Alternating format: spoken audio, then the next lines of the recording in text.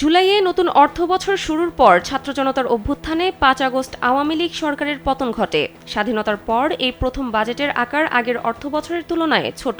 জানা গেছে, সর্বশেষ ২০২৪-২৫ অর্থবছরে ৭,৯৭,০০০ কোটি টাকার বাজেট দিয়ে গিয়েছিলেন আওয়ামী লীগ সরকারের অর্থমন্ত্রী আবুল হাসান মাহমুদ আলী। তবে এবার মূল্যস্ফীতি নিয়ন্ত্রণ সহ সামষ্টিক অর্থনৈতিক স্থিতিশীলতা ফিরিয়ে আনতে নজিরবিহীনভাবে চলতি বাজেটের চেয়েও ছোট বাজেট দিতে যাচ্ছে অন্তর্বর্তীকালীন সরকার।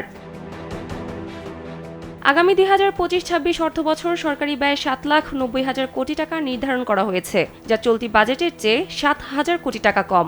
আগামী বাজেটে সামাজিক নিরাপত্তা খাতের আওতায় কিছু কর্মসূচিতে ভাতার পরিমাণ ও উপকারভোগীর সংখ্যা বাড়ানোর পাশাপাশি কর্মসংস্থানের সুযোগ তৈরির উদ্যোগ থাকবে গ্রামীণ পর্যায়ে। এজন্য উজ্জীবিত করা হবে রাস্তাঘাট নির্মাণ, সংস্কার সহ গ্রামীণ অবকাঠামো খাতের কর্মযোগ্যকে।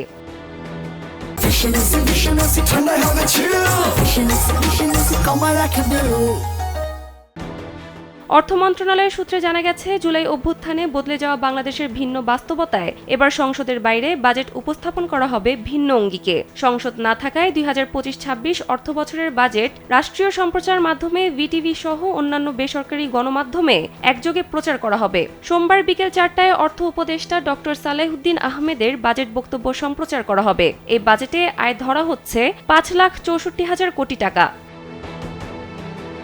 এর মধ্যে জাতীয় রাজস্ব বোর্ড থেকে আসবে ৪,৯৯,০০০ কোটি টাকা, আর এনবিআর বহির্ভূত রাজস্ব ধরা হচ্ছে ১৯,০০০ কোটি টাকা।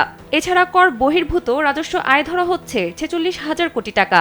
আগামী অর্থ বছরের বাজেটে অনুন্নয়ন ব্যয় ধরা হচ্ছে ৪,৮৬,৯০০ কোটি টাকা, আর এডিপির আকার ধরা হচ্ছে ২,৩০,০০০ কোটি টাকা।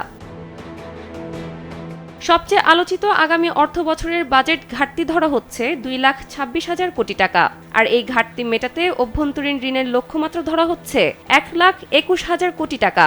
এছাড়া বৈদেশিক ঋণ পাওয়ার আশা ১,০৫,০০০ কোটি টাকা। জিডিপি ধরা হচ্ছে ৫.৫%। দেশের মানুষকে স্বস্তি দিতে মূল্যস্ফীতি ধরা হচ্ছে ৬.৫%। এমন পরিকল্পনায় সোমবার আসছে অন্তর্বর্তী সরকারের ভিন্ন রকম এই বাজেট। বাজেট ঘোষণার পর প্রস্তাবিত বাজেটের ওপর নাগরিকদের কাছে মতামত চাইবে অর্থ মন্ত্রণালয়। মতামতের ভিত্তিতে তা চূড়ান্ত করা হবে। এরপর আগামী ২৩ জুনের পর যে কোনো একদিন প্রধান উপদেষ্টা অধ্যাপক মোহাম্মদ ইউনূসের সভাপতিত্বে অনুষ্ঠিত উপদেষ্টা পরিষদের বৈঠকে অনুমোদন দিয়ে রাষ্ট্রপতির অধ্যাদেশ আকারে তা আগামী ১ জুলাই থেকে কার্যকর করা হবে। সানজিদা ইসলাম, কালবেলা।